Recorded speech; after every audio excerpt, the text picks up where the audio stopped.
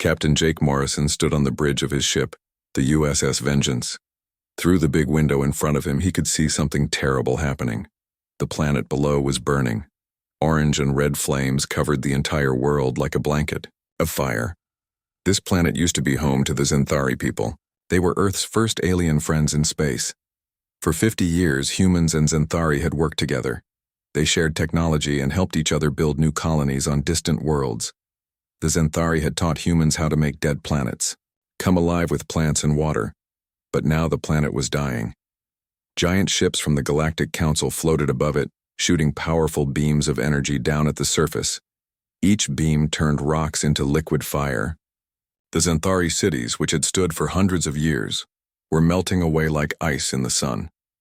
Jake's hands gripped the metal rail in front of him so tight that his knuckles turned white. He had seen war before, but this was different. This was not a battle between armies.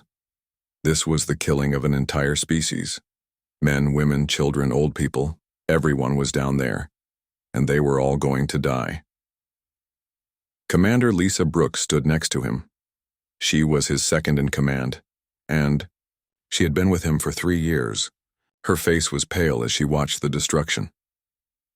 "Sir," she said quietly, "we're getting the final numbers. 17 Xanthari worlds. All of them are being attacked at the same time." Jake closed his eyes for a moment. 17 worlds meant billions of people. The Xanthari had lived on those planets for over 300 years. They had built beautiful cities with tall towers that reached toward the sky. They had schools where their children learned about the stars.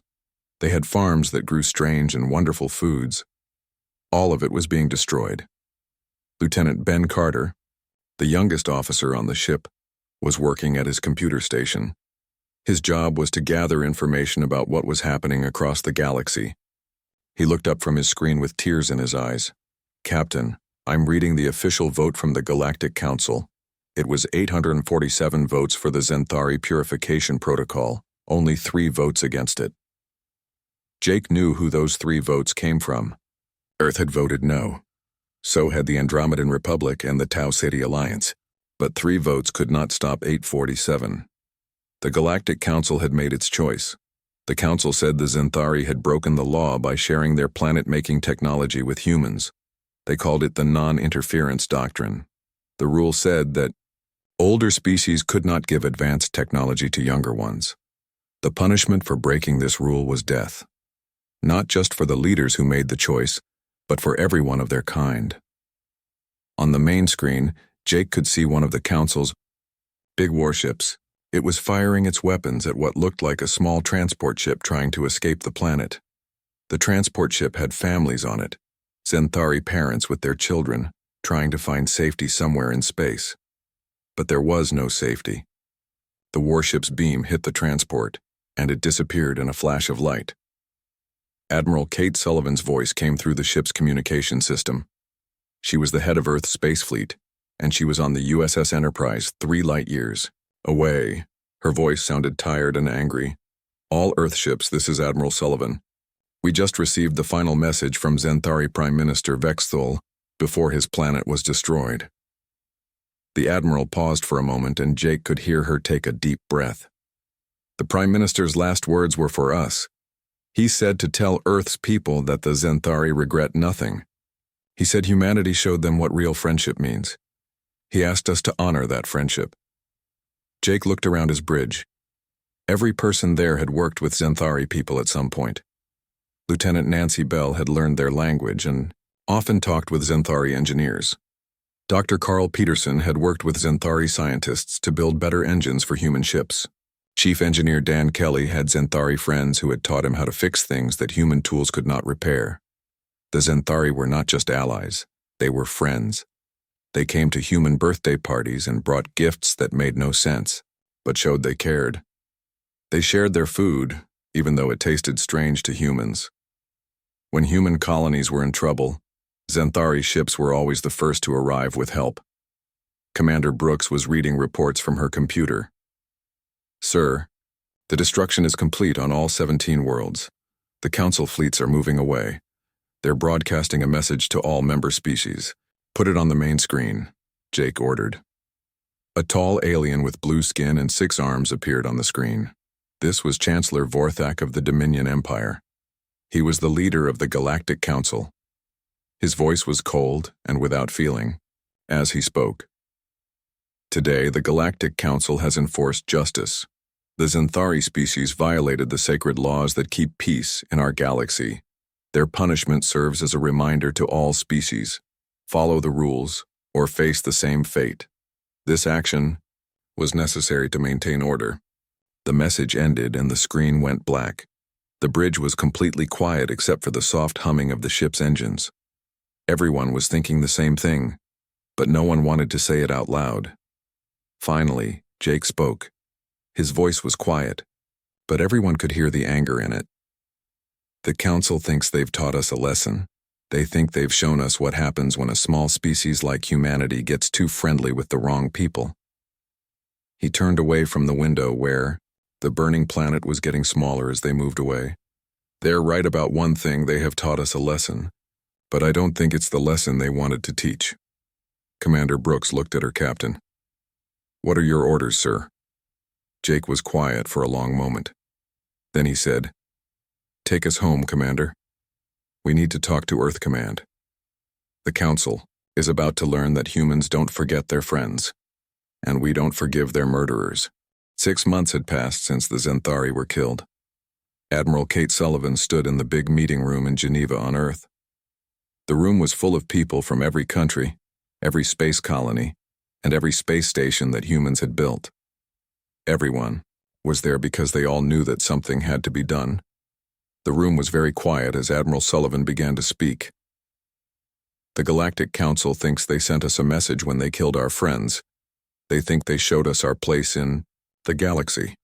They want us to be scared and do what they tell us. She looked around the room at all the faces watching her. Some looked angry, some looked sad, but all of them looked determined. They made a mistake. They don't understand what humans do when someone hurts our friends. General Robert Hayes stood up next to a big computer screen. He was in charge of all the soldiers and Marines that protected Earth and its colonies. The screen showed numbers and pictures of all the ships and weapons that Earth had. Let me tell you the truth about our situation, General Hayes said. We have 340 warships. We have 15 million trained fighters. We have factories and shipbuilding, yards on 23 different worlds and 78 space stations. He touched the screen and the numbers changed. The Galactic Council has over 17,000 warships. They have soldiers from 400 different alien species. In a normal war, we would lose in about 3 weeks. Many people in the room looked worried when they heard this. Earth was very small compared to the rest of the galaxy. But General Hayes was not finished talking. That's why we're not going to fight a normal war, he said.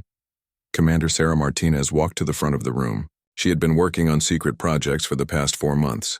With her was Dr. Carl Peterson, who knew more about space science than almost anyone on Earth. We've been working on something special, Commander Martinez said. We call it Project Lazarus. It's been running in secret since the Xanthari were killed. The big screen changed to show a new kind of spaceship. It looked different from any ship that Earth had ever built before. It was long and sharp, like a knife made for cutting through space. The weapons on it looked strange and powerful. Dr. Peterson stepped forward to explain. The Xanthari didn't just teach us how to make planets livable. Before they died, they sent us all of their scientific knowledge. This included weapons technology that they never used because they were peaceful people. The room filled with excited whispers. People were starting to understand that maybe Earth was not as helpless as it seemed. We've had our best scientists and engineers working day and night for 6 months, Dr. Peterson continued. We took the Xanthari weapons technology and mixed it with human engineering. The result is ships that are much more powerful than anything we've ever built. Captain Jake Morrison had been promoted to Commodore after the Xanthari incident.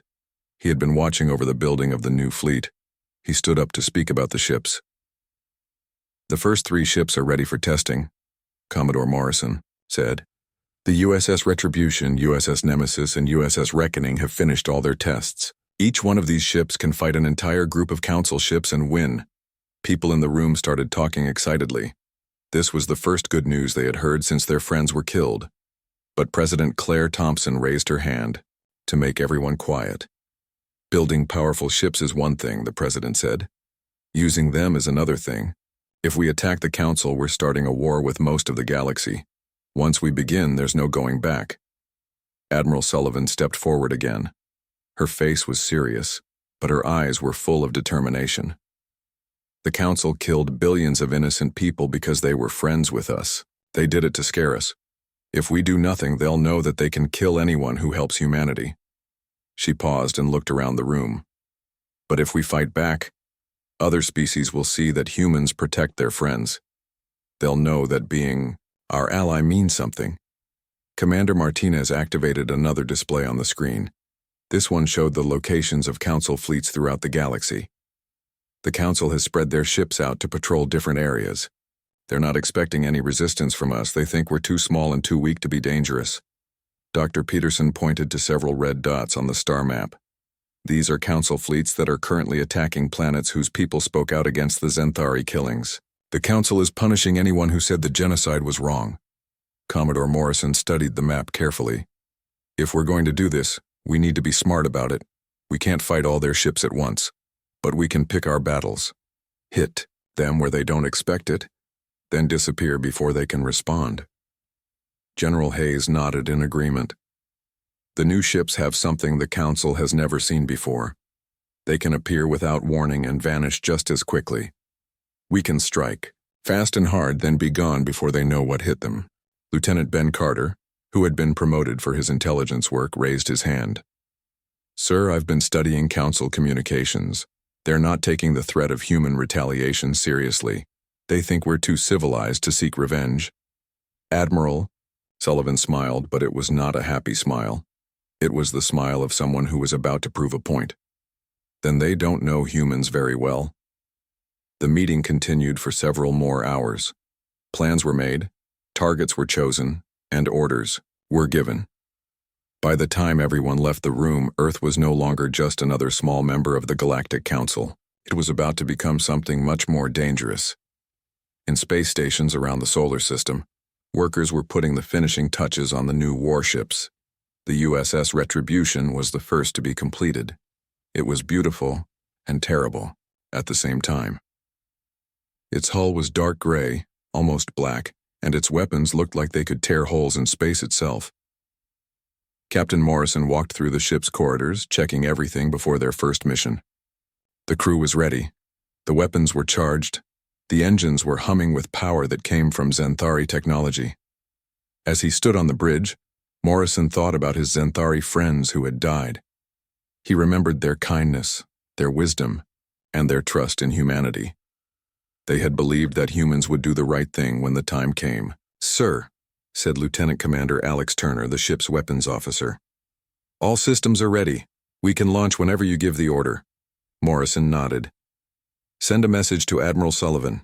Tell her that the USS Retribution is ready to deliver humanity's answer to the Galactic Council." The war was about to begin, but this would not be like any war the galaxy had ever seen. This would be a war fought by humans who remembered their friends and who would never forget the price of betrayal. The USS Retribution came out of hyperspace at the edge of the Vega star system. The ship was invisible to enemy sensors because of its special hiding technology. Commodore Morrison looked at the computer screen that showed him what was happening near the planet Vega Prime. 67 enemy ships, reported Lieutenant Commander Alex Turner, who was in charge of the ship's weapons. 3 of their biggest warships, 15 heavy cruisers, and 49 smaller support ships. They're shooting at the 4th moon right now. Morrison watched the distant flashes of light as the Council ships fired their weapons at the moon's surface. He knew that people lived on that moon, colonists who had built farms and small cities there. The Council was punishing them because they had said that killing the Zenthari was wrong. "Sir," called Communications Officer Nancy Bell, "we're getting a message from the people on the moon. They're asking for help. Many civilians are being hurt or killed." Morrison had seen enough. For 6 months, the Council had been doing this, all across the galaxy. Any species that had spoken against the Xanthari genocide was now facing what the Council called corrective measures. It was just another way of saying, "We'll hurt you if you don't agree with us." "Alex, get the new lance weapons ready," Morrison ordered. "Nancy, open a communication channel to the Council fleet." The main screen flickered and showed the bridge of the Council's biggest ship. The alien commander was Admiral Kexmore from the Hegemony species. He had multiple eye stalks that moved around like worms as he looked at Morrison with confusion. "Human ship, you are not supposed to be here," Admiral Kexmore said. His voice sounded like gravel being ground together. "Leave now or we will arrest you." Morrison stepped forward so the alien could see him clearly.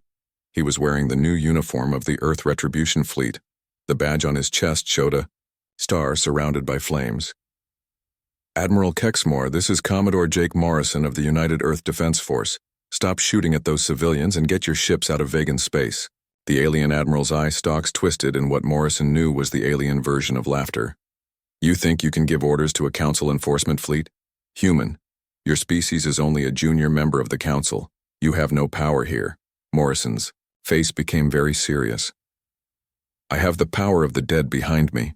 This is for our Xanthari friends." He cut off the communication. On his ship's tactical display, the USS Retribution's weapon systems came online. The Xanthari lance batteries began to charge with energy that made space itself bend and twist around them. "All crew members, this is the Commodore," Morrison announced over the ship's communication system. "Today we start to get revenge for our murdered friends. Fire the weapons." The first lance beam shot through space like a sword made of pure light. It hit the lead Council dreadnought right in the middle. The massive enemy ship, which was almost 3 kilometers long, simply disappeared. 1 second it was there, and the next second there was nothing but empty space and a shockwave that sent nearby cruisers spinning out of control. "That's impossible," whispered Turner, staring at his computer readings. "The dreadnought's shields didn't even slow down our weapon." Morrison allowed himself a small, grim smile. The Xanthari were peaceful people, but they weren't stupid. They knew how to build weapons that could crack planets in half. They just chose never to use them. The Council fleet tried to fight back. Their weapons fired streams of energy and missiles at the USS Retribution. But the human ship's shields, which were also based on Xanthari technology, absorbed everything the enemy threw at them. The Council weapons couldn't even scratch the Retribution's hull. Morrison watched as his ship's weapons fired again and again. Each shot destroyed another Council vessel. The enemy ships tried to run away, but the USS Retribution was faster than anything they had. In 12 minutes, the entire 12th Enforcement Fleet was nothing but floating debris and escape pods. "Sir," reported Lieutenant Dan Kelly from his engineering station, "our weapons are fully charged and ready to fire again. Should we destroy the escape pods?" Morrison thought about this for a moment. The people in those escape pods had been following orders, but they had also been killing innocent civilians. However, Morrison remembered what the Xanthari had taught humans about mercy. "No," he said. "Let them live. They can tell the Council what happened here, but scan the escape pods. If any of them try to send attack signals, destroy them." As the USS Retribution prepared to jump to hyperspace and travel to their next target, Morrison recorded a message. This message would be sent to every planet, space station, and ship in the galaxy. "To all species of the Galactic Council," Morrison said, looking directly into the camera. "This is humanity's answer to genocide. We mourn our Xanthari friends, and we will have justice for their murders. Any Council forces that we find hurting innocent people will be destroyed. This is your only warning." The message was sent, and then the USS Retribution vanished into hyperspace. On the 4th moon of Vega Prime, the surviving colonists came out of their shelters and underground bunkers.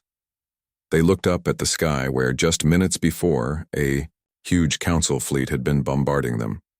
Now there was nothing but debris floating in space and the wreckage of destroyed ships. An old Vegan farmer named Kothral stood in what used to be his wheat field. The Council bombardment had burned half of his crops, but the other half was still alive. He had thought he would die today, along with his family and everyone else on the moon. "The humans came," he said to his wife. One ship. Just one ship, and they destroyed an entire council fleet. His wife, Veltha, was holding their young daughter. The child had been crying from fear during the attack, but now she was quiet and safe. Will the council come back? Veltha asked. Kothral looked up at the stars. Somewhere out there, human ships were hunting council fleets that were hurting innocent people. For the first time in months, he felt hope. Maybe, he said. But if they do, I think the humans will come back too. News of the Vega incident spread across the galaxy faster than light. On every council world, military commanders were trying to figure out how one human ship had destroyed an entire enforcement fleet. On every oppressed world, people who had been suffering under council punishment were beginning to hope that help might be coming. The Galactic Council had made the Zenthari disappear in a single day. But they were about to learn that making humanity angry was much more dangerous than they had ever imagined. In hyperspace, the USS Retribution was already traveling toward its next target. Morrison stood on his bridge, thinking about the message he had just sent to the galaxy. It was simple and clear: hurt innocent people and humanity will stop you. The hunt had begun. 6 months after the first Zenthari resurrection, the combined human Zenthari fleet gathered at the edge of Council space. Admiral Kate Sullivan stood on the bridge of the newly built USS Vindication, watching as nearly 500 ships prepared for the final attack on Nexus Prime. Beside her, Zenthari Fleet Commander Zexthul studied the tactical displays with his 4 eyes glowing softly. He was the reborn son of the former Prime Minister, and he carried both the wisdom of his past life and the burning desire for justice. Admiral, our scouts report that the Council has brought their entire military to Nexus Prime. Over $3,000 vessels.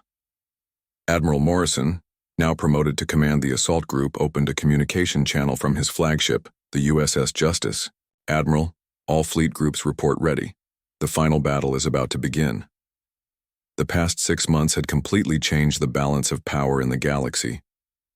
As more Zenthari were brought back to life, they brought with them not just their grateful alliance with humanity, but technologies that made even the enhanced human ships look simple by comparison. Dr. Peterson, now working alongside reborn Zenthari scientists, had helped develop weapons that controlled the fundamental forces of reality itself.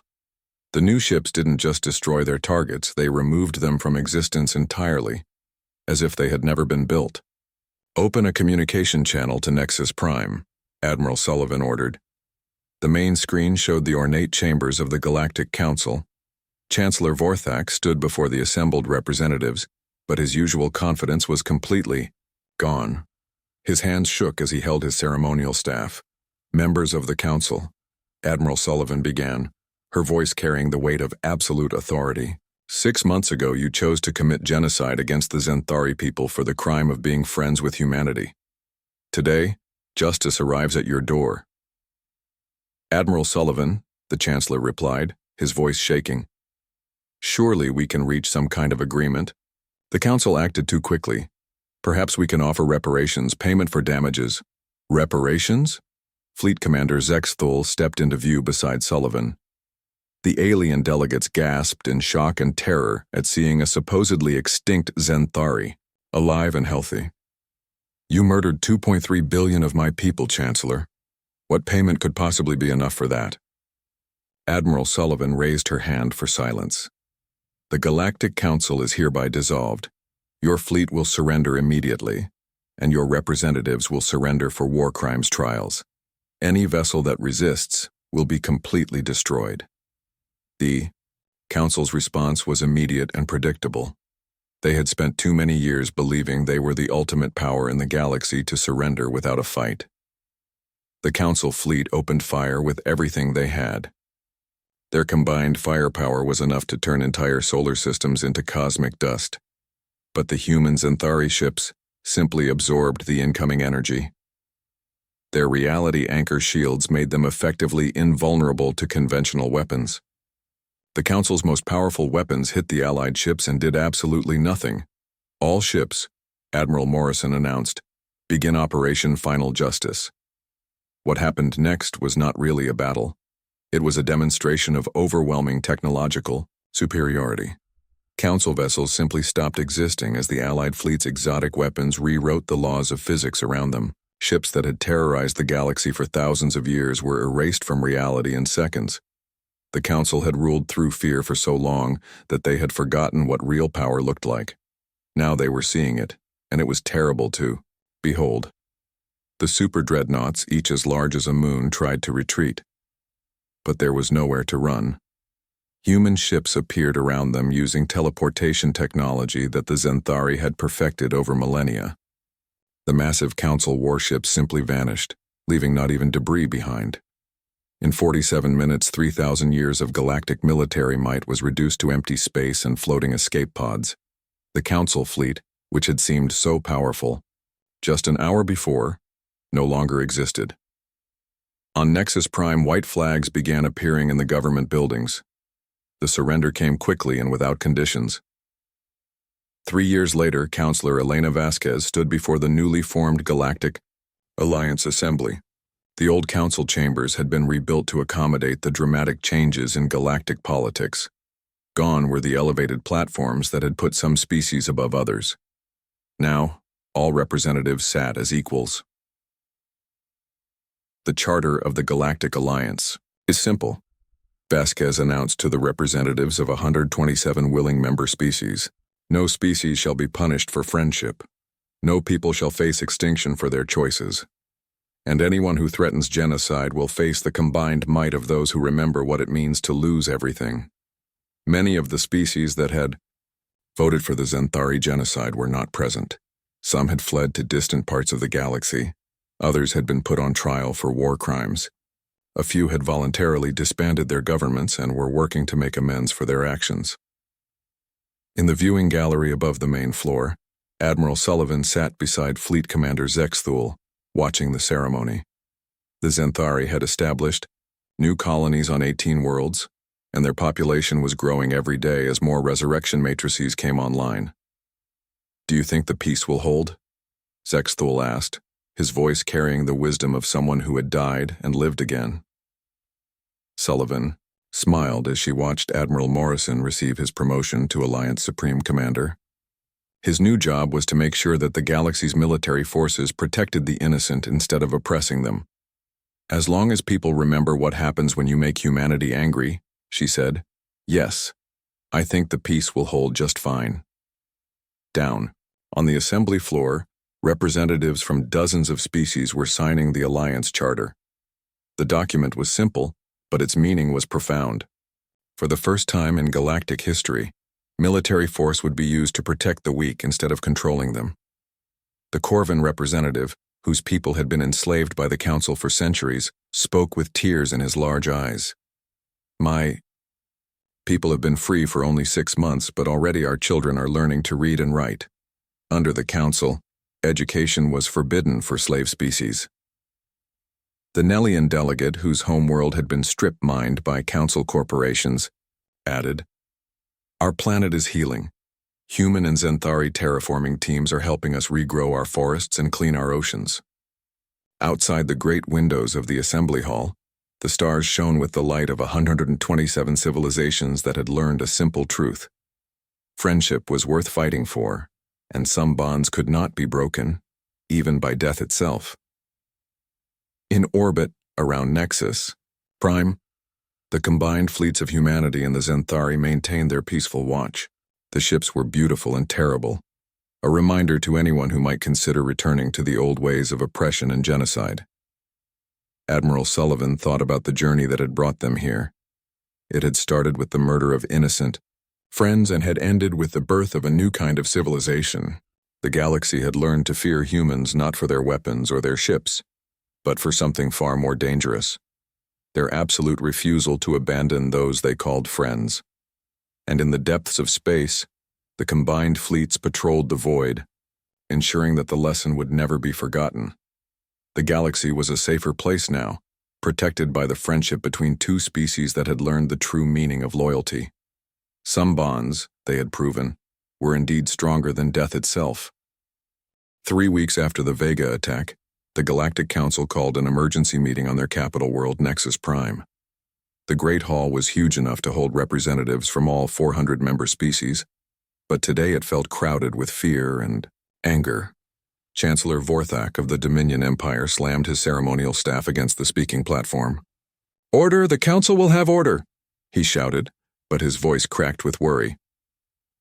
High Counselor Elena Vasquez sat calmly in the human delegation area. Around her, alien representatives were making all kinds of noise, chittering, growling, hissing, and roaring in their various languages. But the humans just sat quietly, looking peaceful and relaxed. "The human terrorist fleet has now destroyed 12 of our task forces," announced war leader Grixhall of the Stellar Hegemony. His large insect-like body trembled with rage. "They appear without warning, destroy our forces completely, and disappear before our reinforcements can arrive. Our intelligence says they have fewer than 50 ships. How is this possible?" Counselor Vasquez asked for permission to speak. Chancellor Vorthak granted it, though he clearly didn't want to hear what she had to say. "Honorable representatives," Vasquez began, her voice carrying clearly through the vast chamber. "Humanity warned this council 3 weeks ago. We said clearly that any forces hurting innocent civilians would be destroyed. You chose to ignore that warning." The chamber exploded, with angry sounds. Several species were demanding that humanity be thrown out of the council immediately. Others wanted the council to invade Earth and destroy all human colonies. "You speak of terrorism," Vasquez continued when the noise died down. "But our forces have only attacked military ships that were bombing civilian populations. We have rescued survivors from 17 worlds that your peacekeeping forces were systematically destroying." While the council argued, far away in space, human ships were continuing their hunt. The USS Nemesis and USS Reckoning were working together to attack the Council's 7th Battle Squadron in the Arcturus system. Captain Lisa Brooks was now commanding the USS Nemesis. She watched as her ship's new temporal displacement missiles passed right through enemy shields and exploded inside their targets. It was like the missiles traveled through time to appear inside the enemy ships. "It's almost unfair," muttered Lieutenant Dan Kelly, who was operating the weapons. "They can't even see our missiles until the missiles are already inside their ships." Captain Steve Rodriguez was commanding the USS Reckoning and leading a group of smaller Earth ships in a running battle with Council reinforcements. The human ships moved with impossible speed and grace. Their Xanthari-enhanced engines let them dance around the larger, slower alien vessels, like butterflies around elephants. "Reckoning to Nemesis," Rodriguez's voice came over the communication system. "We have a problem. Long-range sensors are detecting massive hyperspace signatures. It looks like the Council is sending their heavy fleet." Brooks checked her tactical display. The approaching force was enormous. Over 200 vessels, including 5 super dreadnoughts that were each as big as a small moon. Each super dreadnought carried enough firepower to destroy an entire solar system. "All ships, this is Captain Brooks. We've done what we came to do here. Time to leave." But as the Earth fleet prepared to jump to hyperspace, they received an urgent transmission from Admiral Sullivan back on Earth. "All fleet commanders, this is Admiral Sullivan. New intelligence suggests the Council is planning a direct assault on Earth. Project Lazarus Phase 2 is now active. It's time to bring our friends home." Deep inside Luna Base on Earth's moon, Dr. Carl Peterson was overseeing the final preparations for humanity's most ambitious project yet. The massive underground chamber contained what looked like a technological miracle, a resurrection matrix powered by Xanthari quantum archaeology technology. "The data is all here," Dr. Peterson explained to Admiral Sullivan as they watched technicians make final adjustments to the equipment. "Every Xanthari who ever lived, their complete genetic patterns and neural engrams, stored in quantum foam by their natural biotechnology. We can bring them back." Admiral Sullivan stared at the swirling energy patterns within the resurrection matrix. The technology was so advanced that it looked like magic. "All of them?" "All 2.3 billion Xanthari," Dr. Peterson confirmed.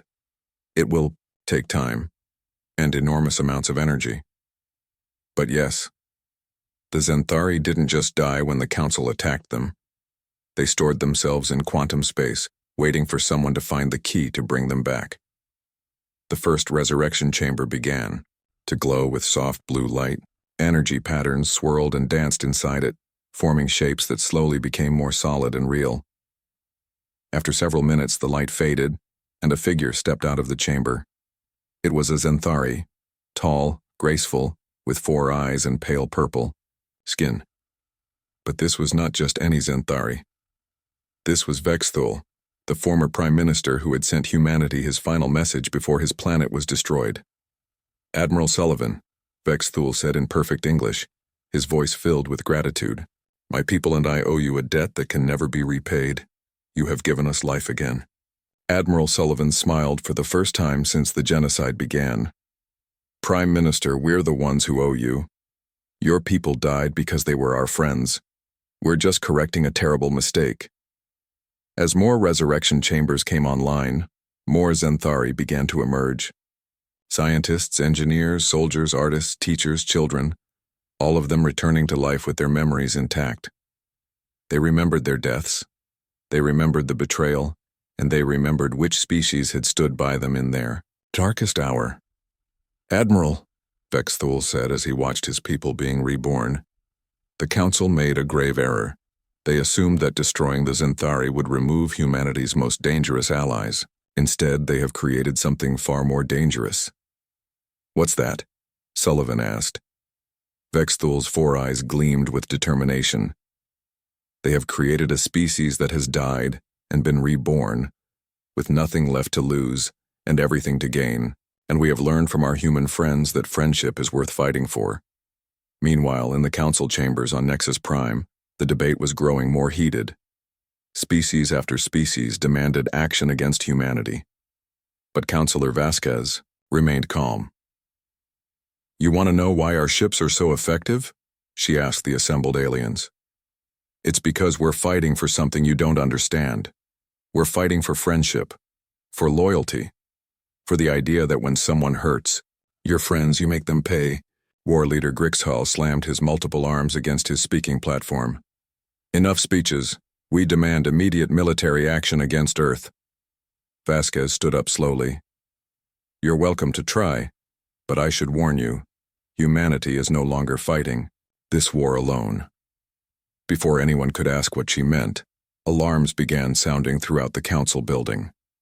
On the great display screen that showed space around Nexus Prime, new contacts were appearing. Ships were coming out of hyperspace around the capital world, but these weren't just human ships. Mixed in with the familiar designs of Earth vessels were ships of a completely different type. Ships that the Council recognized with growing horror. "Impossible," whispered Chancellor Vorthak. "The Zenthari are extinct. We made sure of it." Councillor Vasquez smiled. "You killed their bodies, but you forgot that some bonds are stronger than death itself." The galaxy was about to learn that humanity had not just gained powerful weapons from their dead friends. They had gained something much more valuable. The friends themselves, returned from death and ready to stand beside humanity once again. The Council had started this war by committing genocide. Now they were about to face the victims of that genocide, backed by the fury of their human allies. Justice was coming to the galaxy, and it had 4 eyes and a very long memory.